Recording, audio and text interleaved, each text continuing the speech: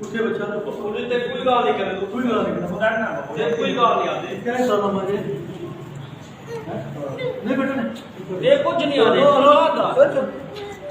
ਇਹ ਕੁਝ ਨਹੀਂ ਆਦਾ ਤੂੰ ਕੋਈ ਗੱਲ ਕੋਈ ਖੁੱਲੇ ਨਾ